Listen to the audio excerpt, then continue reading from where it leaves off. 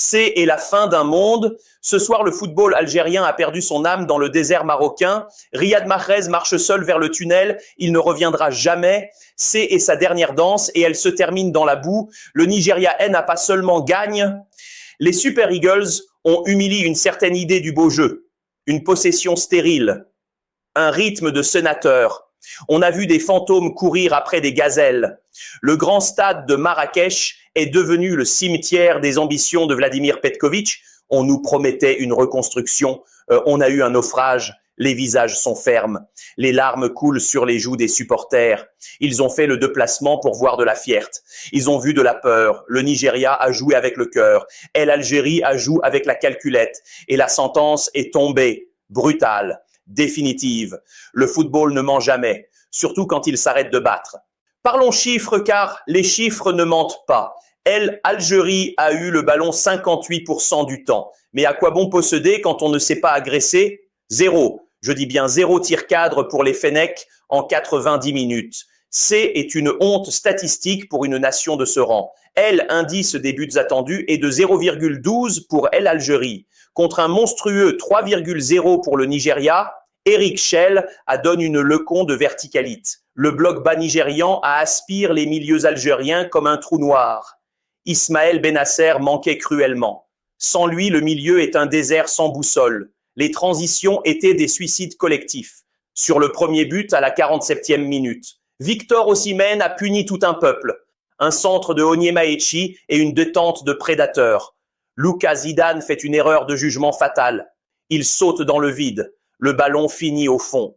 10 minutes plus tard, c'est Akor Adams qui plie le match. Servi par un Osimhen altruiste après une perte de balle de Mahrez, Adams efface Zidane et marque dans le but vide. La défense algérienne était déjà au vestiaire. Les heatmaps montrent une Algérie bloquée dans sa propre moitié de terrain, incapable de briser les lignes. Le Nigeria gagne la bataille physique. Il courait plus vite. Il sautait plus haut. Il voulait plus la victoire. Mais l'aspect technique, n'explique pas tout le scandale de ce soir. La CAF a encore frappé dans l'ombre quelques heures avant le coup d'envoi, un imbroglio administratif total. Arbitre initialement prévu Omar Hartan a été écarté comme un malpropre. Pourquoi? Pour une sombre histoire de chaussures non conformes aux sponsors, on remplace un arbitre pour des baskets. C'est le niveau 0 de l'organisation. C'est Issassi qui a pris le sifflet en urgence. Et ce qui devait arriver, arriva. 13e minute de jeu. Fars Chaibi centre fort dans la surface. Un défenseur nigérian contre le ballon de la main de manière flagrante. Le bras est de colle. C'est un penalty indiscutable. Issassi ne bronche pas. La VAR reste muette. C'est un vol manifeste. On casse le moral des Algériens dès le début. Comment jouer quand on sent que les dés sont pipes? En coulisses, on parle de pression, de lobby. L'Algérie dérange encore. Et ce n'est pas tout un taux. En fin de match, la tension explose. Des altercations près du tunnel. Les joueurs algériens ont craqué nerveusement. Ils se sentent trahis par les instances. C'est une sortie par la petite porte. Mais une porte que on leur a peut-être poussée un peu trop fort. Regardez bien ses yeux. Riyad Mahrez ne regarde plus personne. Il fixe le gazon. Comme s'il cherchait une explication dans l'herbe de Marrakech. C'est fini. Le magicien a perdu sa baguette. Son visage est un masque de douleur, 10 ans de service rendu. Pour finir sur un tel échec, c'est cruel. Le public hurle sa haine. On oublie vite les miracles de 2019. Ce soir, il n'est qu'un homme fatigue, un capitaine qui coule avec son navire. Algérie pleure son idole déchue. C'est la fin un cycle glorieux, un crépuscule sanglant pour une génération or. Les supporters algériens quittent le stade la tête basse. Ils savent que c'est une page qui se tourne, une page déchirée avec violence. Le silence de Mahrez est plus bruyant que les cris des vainqueurs. Analysons ce suicide tactique. Vladimir Petković a voulu jouer au plus malin. 58% de possession, un chiffre qui flatte les perdants. Algérie a fait tourner le ballon en U derrière, sur les côtes, jamais dans le cœur du jeu. Était une passe à 10 inoffensive. Le Nigeria attendait patiemment dans son camp. Eric Schell a installé un piège parfait. 2 lignes de 4 très resserrées. On appelle ça le bloc compact. Les espaces entre les lignes algériennes étaient des gouffres. Sans Ismaël Benasser pour casser le premier rideau. Algérie était aveugle. Ramiz Zerouki a essayé de distribuer. mais son jeu est trop prévisible. Trop lent pour le rythme international. En face, le Nigeria C était la foudre. Chaque récupération était une alerte attentat. Alex Iwobi a été le chef des orchestres des ombres. Il déclenchait les flèches Osimhen et Lookman en 2 touches.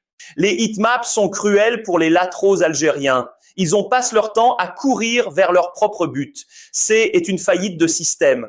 Vouloir construire par le bas contre des sprinteurs. C'est comme offrir sa gorge au couteau. La défense algérienne a manque de vis.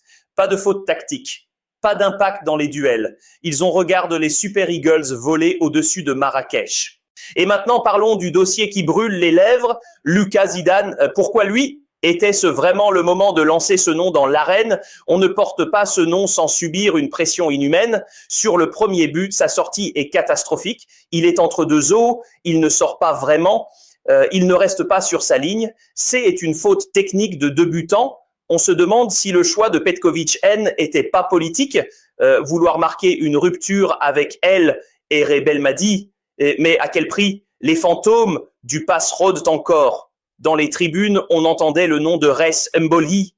Elle, Algérie, a besoin d'un mur, pas d'un nom de famille. Le débat va diviser le pays pendant des mois. Lucas a-t-il le niveau pour elle Afrique? Ce soir, la réponse est un non cinglant. On ne gagne pas une CAN avec des doutes dans la cage. C'est une erreur de casting qui coûte une demi-finale. Une erreur qui ressemble à une trahison. Regardez cette image. Eric Schell porte par ses joueurs. Il y a quelques mois, personne ne croyait en lui. Aujourd'hui, il est le roi de Lagos. Il a construit une machine à broyer les certitudes. Le Nigeria danse sur les ruines du football algérien. C'est une explosion de joie pure. Une force de la nature qui emporte tout. En face, c'est le vide sidéral. Les joueurs algériens sont des statues de sel. Ils ne se regardent même plus. Le groupe est fragmente. On sent que quelque chose est et casse définitivement. Ce n'est pas juste une défaite, c'est une fin de monde. Les Super Eagles célèbrent avec une ferveur mystique. Ils jouent pour un peuple qui souffre. Ils jouent avec une fin que les Algériens ont oubliée. Le contraste est insupportable pour les fans des Fennecs. Un cote la vie, de l'autre le renoncement. Sortons le tableau noir pour comprendre ce massacre. Regardez bien les hitmaps de ce match. L, Algérie et rouge vif dans le rond central. C est la zone de la possession inutile. Le Nigeria est rouge vif dans la surface de réparation adverse. C est la zone de vérité. Le passing rate algérien affiche un chiffre trompeur de 85%. Mais 80% de ces passes ont été faites vers l'arrière. C est une possession de peur. Une possession qui refuse le risque. Eric Schell a mise sur une verticalité agressive. Son équipe a récupéré le ballon très bas, mais en moins de 5 secondes, elle était devant Zidane. La vitesse de transition du Nigeria est la meilleure du tournoi.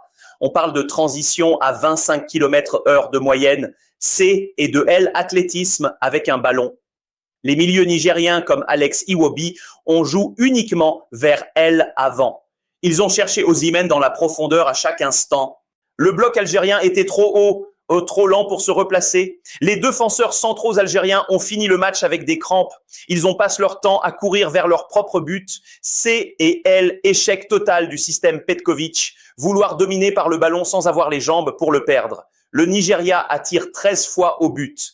L, Algérie, 0 fois au cadre. C est une faillite tactique absolue. On ne gagne pas des guerres avec des passes de 10 mètres. Mais attendez, car le plus sombre est ailleurs. Derrière les sourires nigériens se cache une vérité toxique. Des sources proches du vestiaire parlent d'un climat de guerre froide. Victor Osimhen et Ademola Lookman ne se sont pas adressés la parole. Ils se battent pour le leadership de El Attaque. Sur le second but, Osimhen donne le ballon, car il n'a pas le choix. Mais regardez bien sa réaction. Il ne fête pas le but avec ses coéquipiers. Il hurle sur le banc de touche. Pourquoi ? Une histoire de prime de match non versée par la fédération. Le Nigeria gagne sur le terrain, mais explose en coulisses. La fédération nigérienne est au bord de la faillite. Les joueurs menacent de boycotter la demi-finale si l'argent ne tombe pas. C'est une bombe à retardement au cœur de la CAN. Pendant ce temps, en Algérie, on cherche un bouc émissaire. On murmure que certains cadres refusent de suivre les consignes. Le vestiaire des Fennecs a explose à la mi-temps. Des insultes ont fusent entre les anciens et les nouveaux. C'est une trahison interne qui accoule l'équipe. La vérité va finir par sortir et elle va faire très mal. Le peuple algérien mérite mieux. Cette équipe est devenue un fardeau. On voit des larmes dans les tribunes. C'est le cri de tout un pays. Un cri de colère, de dégoût. On donne les clés à Petković. Il a tout casse. Les joueurs n'ont plus faim. Ils jouent pour le chèque, pas pour le maillot. C'est une trahison envers les martyrs. Le football est mort ce soir. À Marrakech, dans l'indifférence des dirigeants, on sent le vide. Un vide immense. Algérie est un Jean aux pieds d'argile. La fierté nationale est blessée. Les supporters rentrent chez eux dans le noir. C'est le silence des vaincus. Un silence qui fait mal. Analysons le désastre défensif. Rami Bensebaini était seul au monde. Ses coéquipiers, ont abandonné. Regardez la position moyenne des latéraux. Ils étaient trop hauts. Le Nigeria utilise les espaces dans leur dos. C'est une faute de management. Petković n'a pas lu le match. Il garde le même plan pendant 1 heure sans réagir, sans changer de profil. Le Nigeria joue un football de transition pure, bloc bas et contre-attaque foudroyante. C'est le football moderne. Algérie joue un football des années 90. Lent, prévisible, ennuyeux. Le milieu de terrain était une passoire. Zerouki N n'a pas l'impact physique nécessaire. Il se fait bouger par des gamins de 20 ans. C'est la réalité du haut niveau. On ne peut pas gagner sans impact. Les duels aériens ont tous été perdus. Victor Osimhen règne dans les airs. Il a pris tous les ballons de la tête. La charnière centrale était en retard sur chaque action. C'est un manque de rythme flagrant. On ne prépare pas une CAN avec des joueurs de banc. Les heatmaps montrent une Algérie incapable de rentrer dans la surface. C'est un cercle de possession stérile, une honte tactique. On a vu des joueurs marcher sur le terrain, aucun pressing, aucune envie de récupérer le ballon. C'est une faillite mentale autant que physique. Mais le pire est à venir. Une révélation vient de tomber. Certains joueurs nigériens auraient joué sous infiltration. Des produits interdits circulent dans les coulisses. On parle de dopage mécanisme. La CAF fermerait les yeux pour sauver le spectacle. C'est une insulte à l'éthique sportive. Et que dire de la pelouse de Marrakech? Elle a été arrosée juste avant le match. Pour favoriser la vitesse des attaquants nigériens, c'est un sabotage organisé. On a tout fait pour que Algérie tombe. C'est une conspiration jante. Les preuves vont sortir. Ce N est que le début du scandale. Le football africain est malade. Il est ronge par la corruption. On a voulu éliminer Algérie par tous les moyens et ils ont réussi. C'est un crime contre le sport. Un crime reste impuni pour l'instant. Regardez ce tableau noir une dernière fois. 0 tir cadre. Je le répète car c'est irréel. 0. Pour une équipe qui veut gagner la CAN, c'est une faute professionnelle. Indice de but attendu est ridicule. 0,12. Le Nigeria est à 3,0. C'est un monde de écart. Algérie a eu le ballon, mais N a absolument rien fait. Une possession stérile de 58%. Le Nigeria utilise ses 42% pour tuer. Chaque transition nigériane était un coup de poignard. Les Super Eagles ont parcouru 12 km de plus. Ils avaient plus de jambes, ils avaient plus de cœur. Le système de Petković est un échec total. Il a voulu jouer la montre. Il a fini par se faire manger par le temps. Le bloc algérien était trop large. Les trous entre les lignes étaient des autoroutes. Victor Osimhen règne en maître absolu. Il gagne 10 duels sur 12. C'est un ratio de titan. En face, la défense algérienne manque de vis. Pas une seule faute tactique pour couper les contres. C'est du football de salon. Pas de la haute compétition. Le Nigeria rejoint le Maroc en demi-finale. C'est un record continental partage. Pour Algérie C et le retour à la case départ. On a perdu notre identité de combat. On a perdu notre fierté. Mais ne croyez pas que tout est fini. En coulisses, le tonnerre gronde déjà. Une réunion secrète a eu lieu juste après le coup de sifflet. Petković pourrait ne pas reprendre l'avion avec le groupe. La fédération algérienne est en feu. On parle de sanctions lourdes. On parle de joueurs qui auraient simulé des blessures avant le match. C'est une bombe atomique qui va exploser dans les prochaines heures. Le football algérien doit tout raser. On a cru être les rois de l'Afrique. On est devenus les valets. Mais pendant que le Cameroun pleure encore sa défaite, la RDC prépare un sésme sans précédent. Cliquez ici. parce que ce que vous allez voir sur Sébastien Desabre est insoutenable.